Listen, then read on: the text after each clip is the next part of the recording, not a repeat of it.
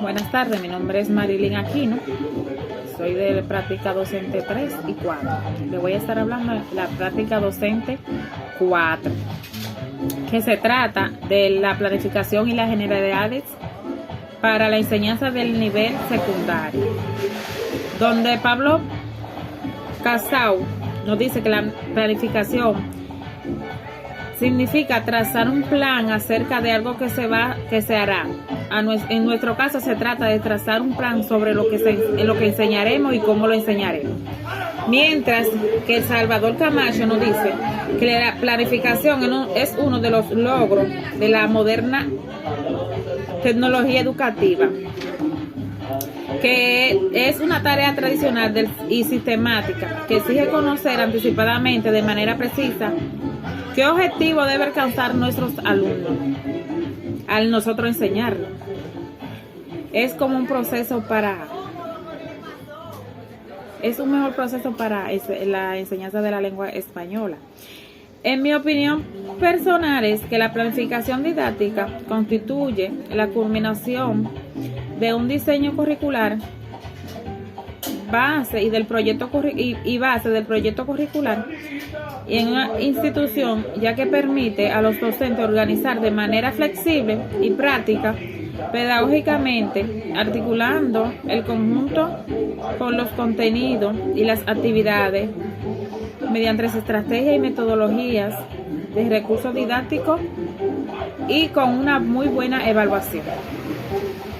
Mientras que la unidad número 2, que no habla de la planificación y los tipos de planificación, según el currículo dominicano para la enseñanza de la lengua española en el nivel secundario, en esta unidad, Ezequiel Ender dice que la planificación aparece como una función inherente a todo proceso de acción o de actividades que procuran alcanzar determinados objetivos, puesto que a darle de mayor rigor científico y técnico al término científico.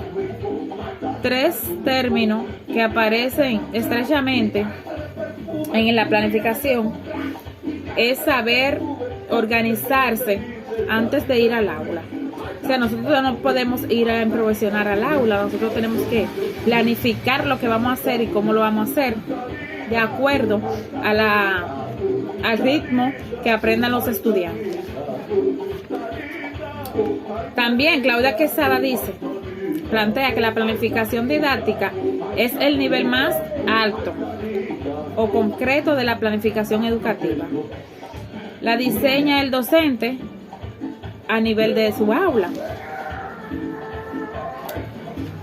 También Joaquín Garín dice que la planificación tiene una dimensión ideológica que conoce carencia de opiniones objetivas que se tiene que tomar. La planificación aparece así estrechamente ligada a los conceptos como realidad, conocimiento de la realidad y aceptaciones sobre la inyección de una determinada actividad.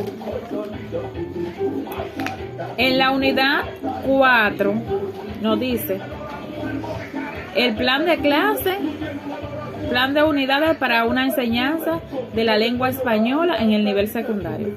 El plan de clase constituye una estrategia eficaz para concretar y ampliar conocimiento del currículo y optimizar el logro de los aprendizajes por la parte de los estudiantes. Se debe observar aspectos relativos a las actividades, a las estrategias, a la tecnología que usamos para enseñar, estableciendo la realización de este plan. Es responsabilidad de cada profesor para cada área y en su realidad deberá contar con la asesoría del coordinador o la coordinadora de la docencia del centro.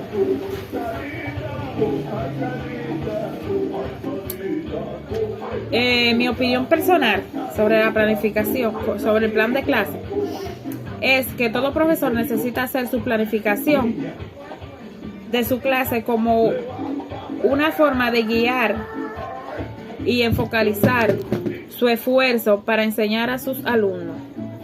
Se planifica para saber qué se hará, dónde se hará, cómo se hará, cómo se va a enseñar a los estudiantes. En nuestra unidad 4 nos habla de la microenseñanza de la lengua española en el nivel secundario. Según Yolanda Campos, la microenseñanza consiste básicamente en simplificar las condiciones de un salón de clase, permitiendo que un profesor instruya, desarrolle la enseñanza en los alumnos, tratando de practicar una habilidad específica al enseñar. Al mismo tiempo, la clase es grabada en una cinta de video y al final de la clase, el profesor puede usar eso como película o fuente de retroalimentación para analizar su propio comportamiento. La microenseñanza tiene 5 funciones fundamentales. La primera es la microenseñanza es realmente una enseñanza porque el profesor y el estudiante trabajan juntos. La microenseñanza disminuye la complejidad de las enseñanzas normales de una clase. La microenseñanza se centra en entrenamiento para logro de sus fines y aspectos. La microenseñanza permite una situación controlada.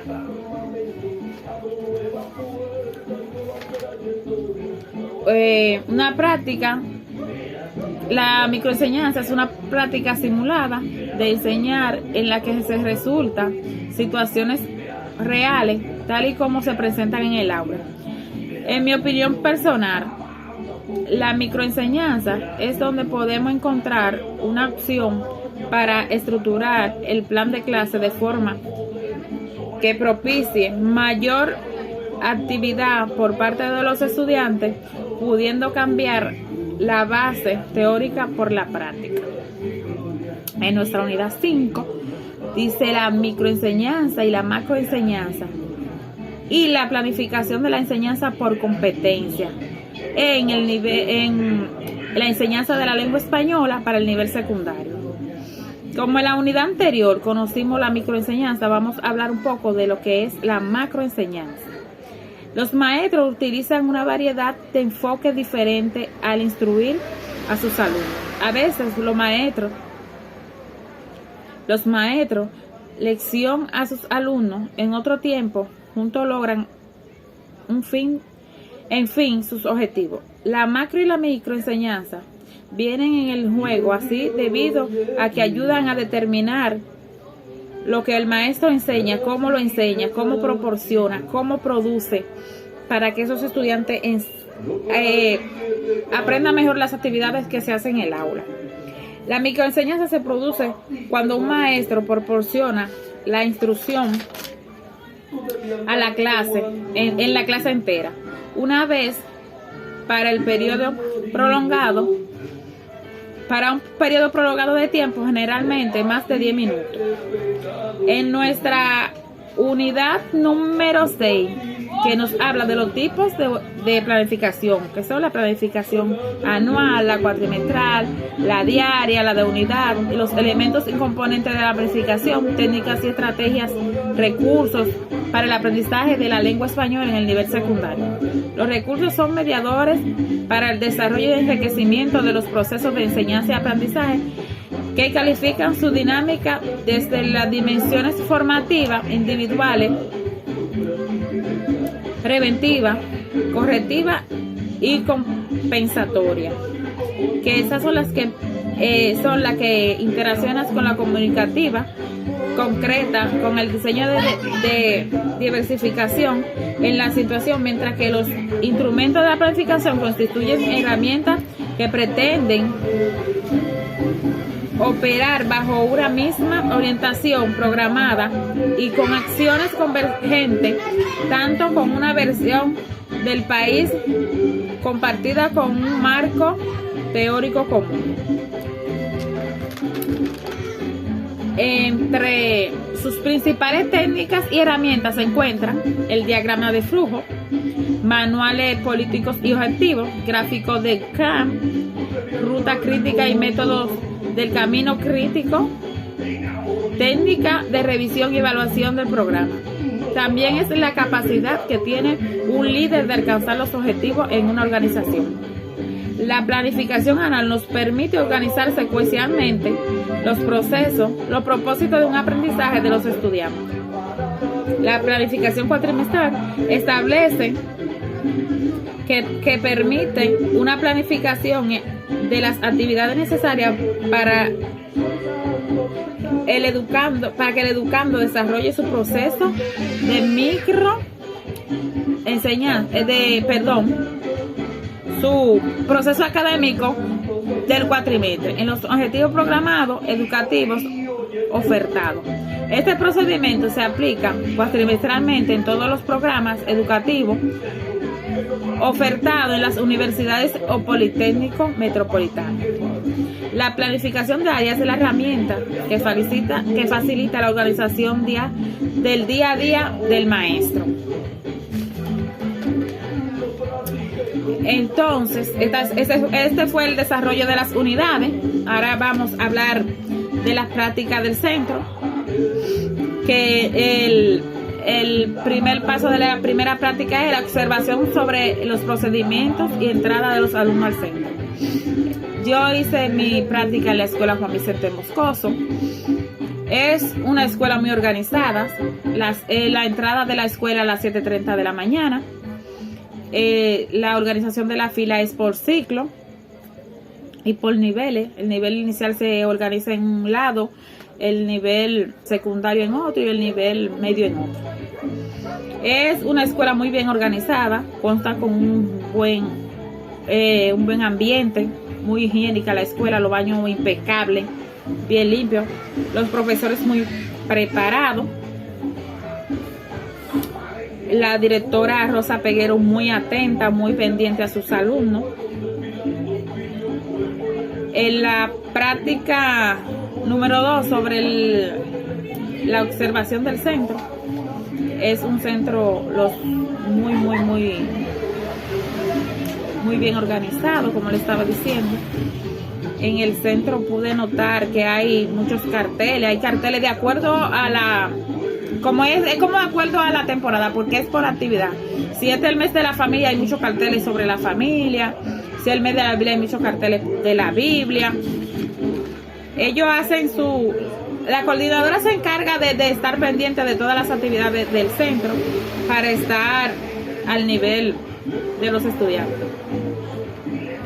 La observación de los alumnos ellos van con un uniforme verde con caqui, un poloche verde y un pantalón caqui. Las niñas, algunas tienen jumpas, otras tienen pantalones y poloche verde, zapato negro. Muy organizados, su vestimenta adecuada, los niños bien recortaditos, las niñas bien peinadas. Una organización muy buena ahí en el centro. Y el perfil de los maestros. Las maestras van muy bien vestidas, tienen sus uniformes, tienen varios uniformes. Muy bien formadas las profesoras. Están prácticamente bien formadas. Académicamente vi mucha organización en las maestras. Entran puntual a su hora, ya a las 7:30 están todas ahí. Organizan sus niños. Cuando lo primero que se hace en la escuela se lee una palabra biblia, un texto bíblico. Luego se pasa a cantar el himno nacional. Luego cada maestro va al aula con sus estudiantes. En la práctica 5, que habla sobre la entrevista de los maestros, yo estuve entrevistando, nada más pude entrevistar 2 maestras porque no se querían ser entrevistadas. Le hice la entrevista sobre la planificación. Me contestaron muy bien, la que le hice las preguntas de la planificación, muy acorde con lo que dice el currículum. Estas maestras pude observar que son muy organizadas en su curso, tienen su curso muy bonito, muy decorado. Yo estuve en primero de secundaria, estuve con la maestra Lisette Jiménez. Ella tiene su decoración de Navidad, ese curso está perfectamente bien bonito, bien organizado. Es una maestra muy dinámica con sus alumnos. Ella le busca la forma para que los alumnos aprendan. Esa profesora de verdad, me gustó su forma. Aprendí mucho de ella, eso es lo importante. Me enseñó mucho ella.